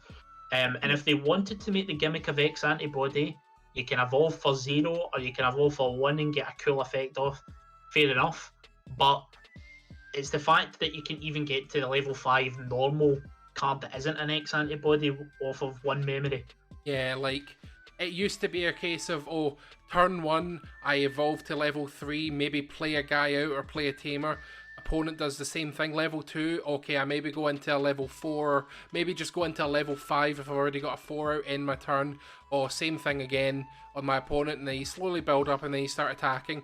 Nowadays it's, okay, I'll go into my level 3 in raising and I'll play a tamer, and then your opponent's like, I have a level 6 out now. Yeah, GG extend nuts. hand. And you also look at the X antibody option card, which again lets you disregard the memory system because you can attack with a level 5 or a 4 even, something that's, traditionally you're not wanting to swing at the stack with because it's probably going to die. And then just go, nah, I'm alright, mate, I'm evolving into the next level, I'm going 5 to 6, and I don't care about the memory gauge, I'm still going to get my effects off. I don't think the option card itself is too bad. I think it is because the idea is unique, and most of the megas, if you're doing it like that, are costing you 4, so you're at least giving your opponent good memory. Mm-hmm. It's the fact that a lot of them also then gain the memory back. Or not a lot of them, but a few of them do that, or they get too much value just because they have an option card under them as well. Definitely. It's the fact that I feel like X antibody, the option card itself, is more the straw that broke the camel's back than it is the broken back to begin with. It's kind of like the cherry on the cake, the icing on the cake. It's the fact they made it a 0 cost as well. I feel like the effect isn't powerful enough to warrant paying a memory for it, honestly. But you've just described why it is, so like. I feel like it's the amalgamation of all this shit together that creates the shit sandwich. Individually, they're not as bad, except maybe Cool Boy. But with all of them together, it's painful to deal with. Yeah. I'm actually trying not to crack up at Adam going, but you just said you just said it it's was true. It's true. It's perhaps me not explaining myself properly. The other big one that really annoys me is just Digisorption as an effect. It's just disaster waiting to happen. The fact that Green has the ability to run 8 or 9 Digisorption cards, 5 of which will cost 0, 4 of which will cost 1, is insane. And then hidden potential discovered still being at 1 and not being banned. Yeah. When it's basically Mega Digimon Fusion, but more on steroids now. Like, Digisorption was fine when it was just I evolve into Ceresmon. That lets me use your guys for Digisorption, even though I've already got a Ceresmon out, so what's the point? But nowadays it's like, well, I see that you want me to have 4 Bloom Lordmons out from one memory, and it could absolutely do that. Yeah, again, definitely. To me, like you say, Bryce, it is a bit of a ticking time bomb of an effect, but it's the ridiculous disregard for that effect that has made it ridiculous now. So it actually used to be balanced in a way. Yes, it was strong, but it was balanced in that, okay, I need to have like a rookie on the board. I can't just do this for free. And yes, there is ways to enable that with Mimi and such. But because the deck, like Bob says, literally just vomits crap out for free, it's not paying the cost for the effect anymore. And there's like cards like Hidden Potential Discovered, even though it's limited to 1 and it's an insane card and you're trying to jam it in most decks, I've even seen people making lists for green where they've not put it in certain scenarios because it's not often you've got 2 stacks going at once. Obviously not in Bloom Lord. It was actually a Tyrannomon list I saw recently. I don't think Tyrannomon wades into it much. No, I mean, it's just an example, man, but the deck itself isn't going to set the world on fire, I can tell you that for sure. So totally agree with that first point. Mr. Duckington then goes on to say EX2 to 3 as actual set releases seem to be about the healthy power level for the game, but neither have had a single bit of impact. There is no point playing a game with a memory system like Digimon if your opponent can generate any memory they need to go off anyway. If you can't choke your opponent or interact with them in any way outside of luck from security, why not flip over your security turn 1 and best security wins, which is the state the game's currently in. Yeah, that is a really good point. Yeah, well, I don't entirely agree with it saying that EX2 and 3 had zero impact on the game because they were too healthy. I do agree that we're currently in a situation where a lot of decks are having to run Bomb Central to try and fight the likes of Melga. Yeah. This is one of the things that why I've been enjoying playing One Piece a lot, is because you have interactivity on your opponent's turn. You discard cards out of your hand to counter, and you can play specific cards that lets you stop getting attacked. Digimon doesn't have any of that whatsoever. It's got no... Now, I'm not saying put hand traps in the game for those that are familiar with it. You basically just leave cards in your hand, and then your opponent's like, oh, I want to do this, and you're like, no, I discard Effect Veiler, so nothing like that ever happens again. Yeah. And stuff like that. But I really do think that there needs to be interactivity on your opponent's turn. There are cards that have been printed, Raidenmon, the non-Machine Dramon machine guys, that have a hand ability. So they have the keyword, they have it ready. But I do wish that there was more interactivity other than I block. No, continue, sorry. No, that was me. All right. I have one thing on the interactivity. There is a way that they could do it, but it depends on how they would do it, because they'd probably do what they do with most of them and make one of them broken. Yeah. But they could even make megas that have some effect that says like memory bleed or some weird thing where you activate a reactionary effect during your opponent's turn, but you pay memory and give them more memory into their turn with it. Yeah. Aye, definitely. There's like certain cards, there's very few cards that say it, but another way you can do it to make memory more impactful is, okay, you can give these Digimon bonkers effects, but say on your turn you have to pay the effect, you have to pay like a cost to proc the effect.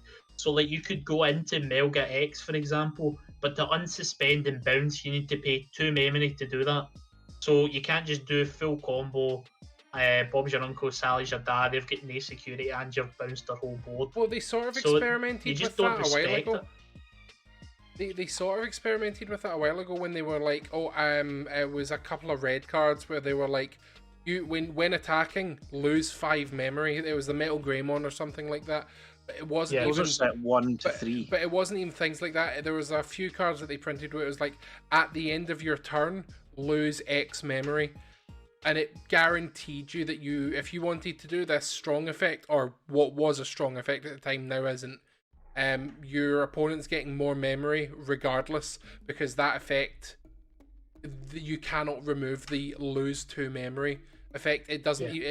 Memory blocking it doesn't even work, because you losing memory is not the same as your opponent gaining memory. Things like that.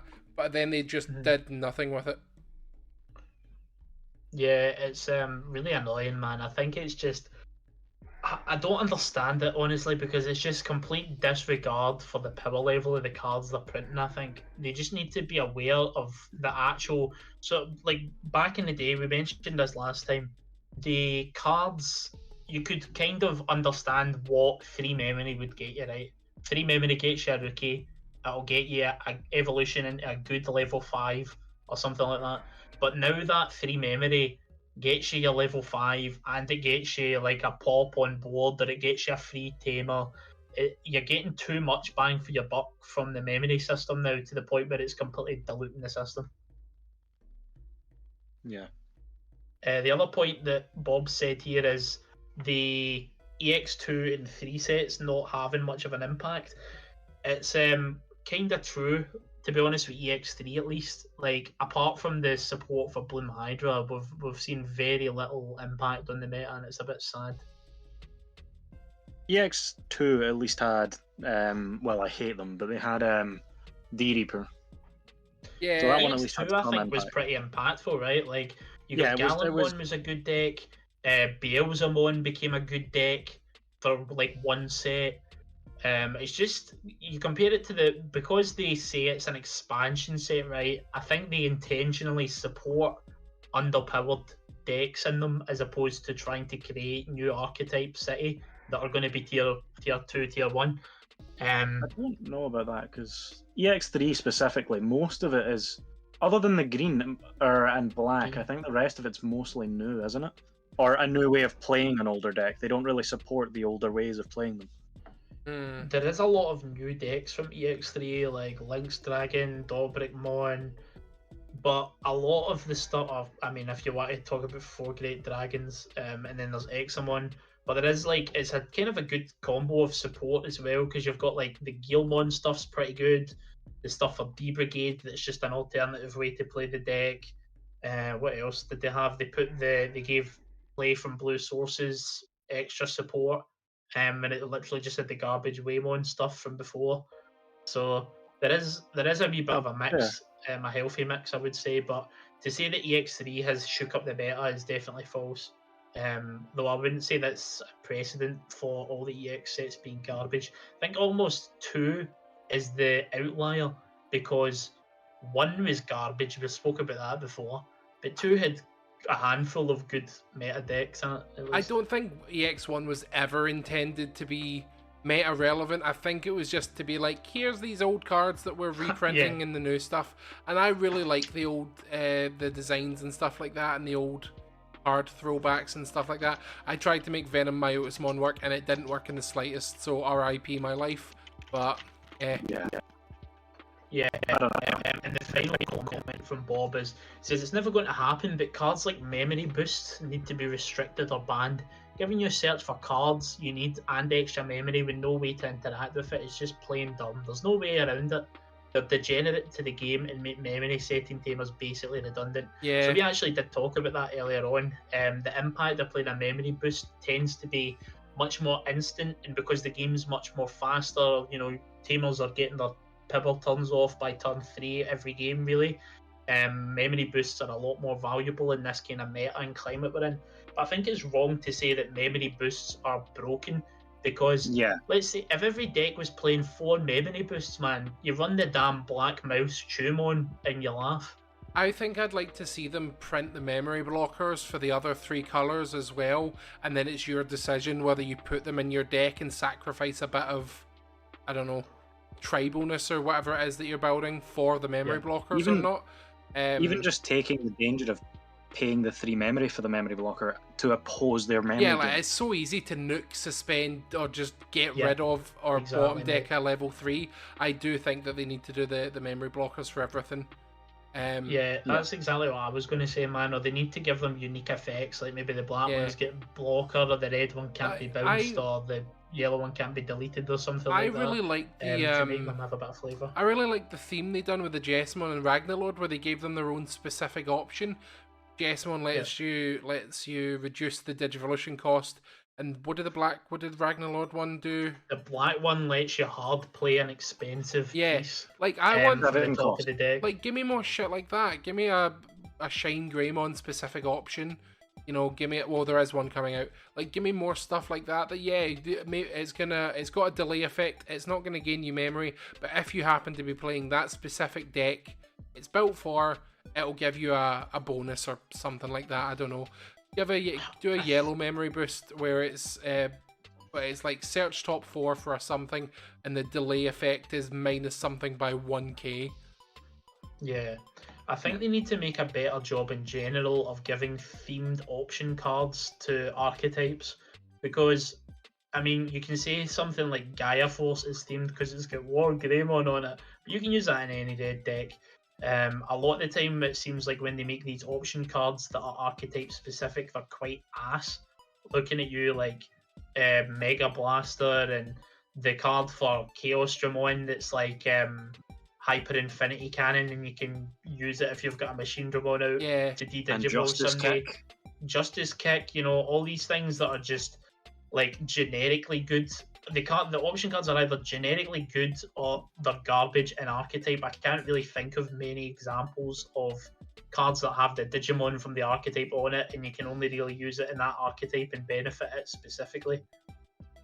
Like the new like Gaia Force Zero and stuff like that. Yeah, they're bringing out a couple of them now. It's just I don't understand why I mean, I think they maybe back in the day I can understand it because they were trying to print generic option cards that would help multiple decks because that's kind of used to what the game is about. But now we're kind of focusing towards more tribal decks where all the cards kind of more cohesively build to the same game plan. So they need to start making more fun and unique option cards that relate directly to the theming of the decks. Yeah. I think Cool. archetypal is more just the way to go, and they need to do it more, Yeah. or give smaller archetypal options. Like, next set we have Hades Force, which I think is a bit of a bad example. Hades 'cause it's a Force bit- is going to it's get just a bit too overplayed. strong. Because it's frickin' 5 memory to yeet 12 play cost off the board, including tamers, which used to be uninteractable. Yep. So it's just a bit nuts, man. And I then think a your lot of what you're Greymon saying, can Bob, is attack. bang on. Exactly. And then your Greymon can attack, and it's going to attack your Digimon and blow it up as well, in case you wanted to pass the turn once again, disregarding the memory system. And again, that used to be something that was more unique to, Blitz and things like that. Yeah. But again, they're kind of going away from that. So, Bob, I think you're pretty bang on the money with a lot of what you said, to be honest, mate. A lot of us seem to share the same opinion, and thank you for your comment. I agree. Yes. Yeah. What we got next? A few things, but overall the ideas were mostly spot on. Agree. Yes. But Yeah. keep commenting, keep telling us this stuff. Please do. If you tell us things that we agree with, we can't discuss it. Not as much. So this is good soup. Yes, indeedy. Someone else want to get the next one, or shall I? Yeah, so moving on to another comment from Daniel Garcia. I believe you've commented before as well, Daniel, so thank you very much for coming back to us. We appreciate it. Daniel says, another great episode, gentlemen. A question for you. With no Western release date announced as of yet for the reprint set and the disaster that was Starter Deck 11 in the West, do you think that reprinting cards is the way to go for Digimon, or should they create new cards with similar effects in the future? Now, we've discussed pretty much most of this, but should they create new cards with a similar effect in future sets is a good example. BT11 Blue Meramon and BT3 Lady Devimon. Apart from Blue Meramon having retaliation, whereas Lady Devimon doesn't, they both have the same draw 2, trash 2 effect, but as Daniel says, their type, their DP, their inheritables are completely different to prevent power creep. This could help with potential new players to not have to pay high prices for rare out-of-print cards, but still have fully functional decks, and it'll be good for collectors because of the value increase of said cards as the years go on and those cards become harder to find. Love to hear your thoughts and keep up the excellent work. Thank you, Dan. Thank you Appreciate very that much. Quick question I need to ask. What is Starter Deck 11? I've just realised. Starter Deck 11 is a Japanese-only reprint of the first red starter deck with a couple of extra cards in it. We got it in the box toppers for BT10, I believe. Right. And it was like, here's a Gamamon and then a random ST1 reprint with an alternate art. Basically what happened in Japan was they went, we're going to reprint all the starter decks because they've been out for their out of print and stuff like that. And everyone went, no, they suck, and they did the first one anyway. And it had a very, very poor reception to the point where they didn't give it for us. You'll notice that's why our starter decks go from 10, 11 to then 13 and 14. And 9 and 10 to then 12, 13 or something 12, like 13.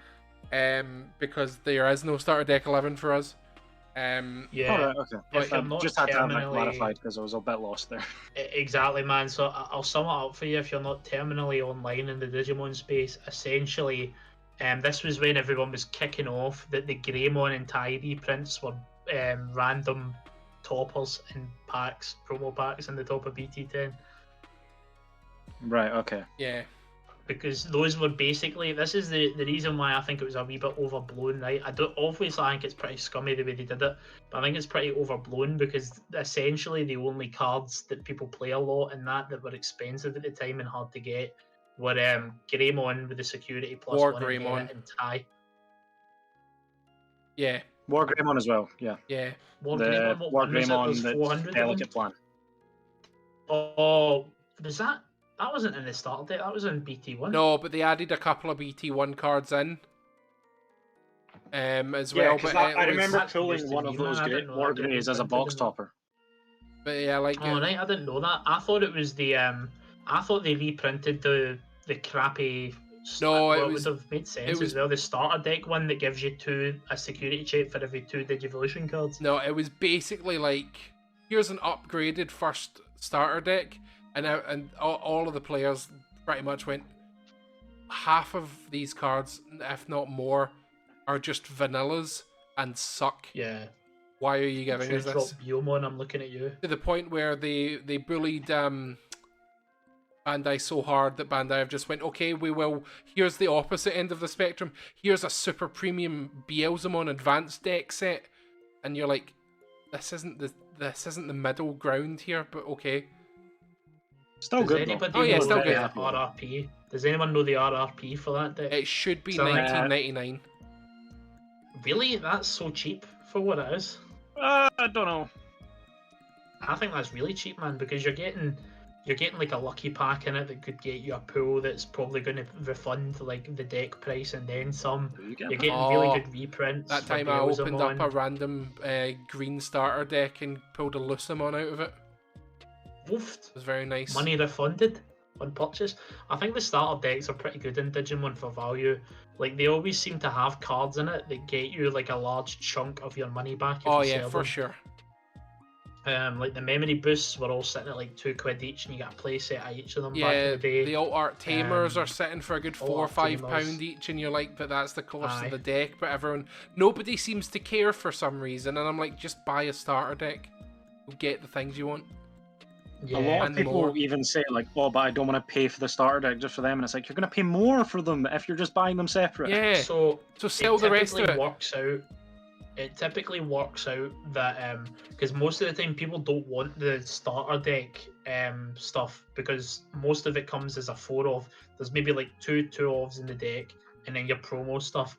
So it tends to work out cheaper instead of buying like 4 starter decks or 2 starter decks to buy.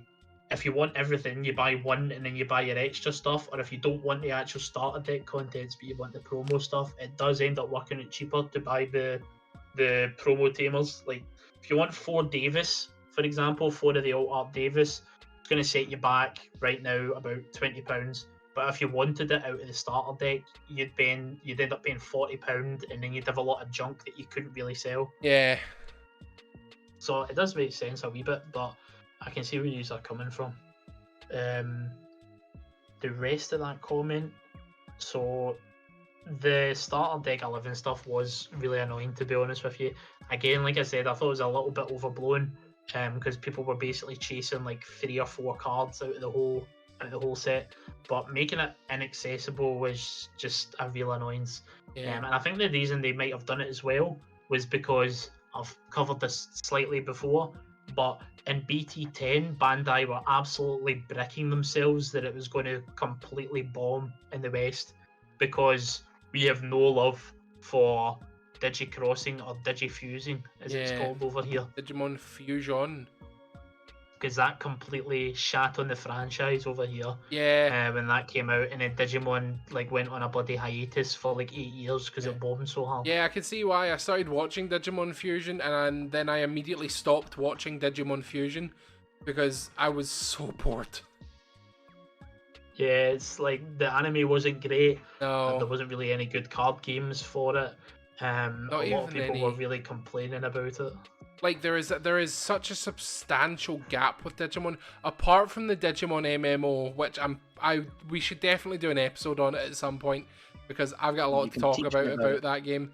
Not all of it's good, but it's a lot of fun. I Yeah, suppose. nice, same. But I have no memory of Digimon existing for a good period of time. I remember the Digimon World games all the way up to the DS versions, and then I don't remember a single thing up until Cyber Sleuth came out.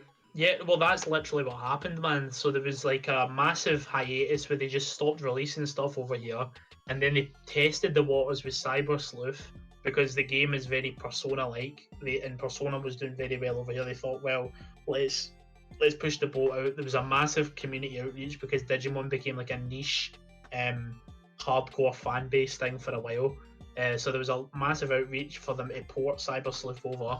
They did. Cyber Sleuth sold really well and kind of relit the fire under the franchise again.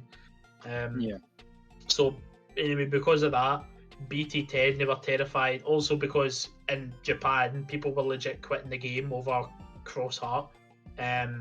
So over here, they were like, right, okay, if you buy 5 boxes of BT10, we'll give you a £15 Greymon all up. And folk went, oh, yummy, let's buy it. And then everyone on Reddit cried. The end. Yeah. As far as like printing cards that are the same but slightly different, I really like when they do that.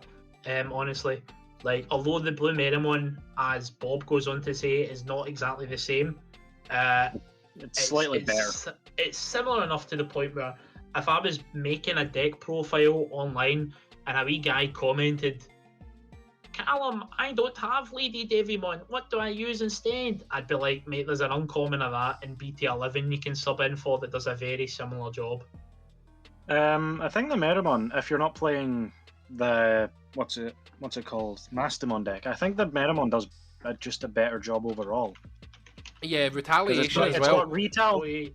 Got retail tacked on, and the inherited gains memory, which is just a bit overall more useful than killing level 3s tends to be. Yeah, like I think you're gonna get overlap eventually. Anyway, there is a. Yeah.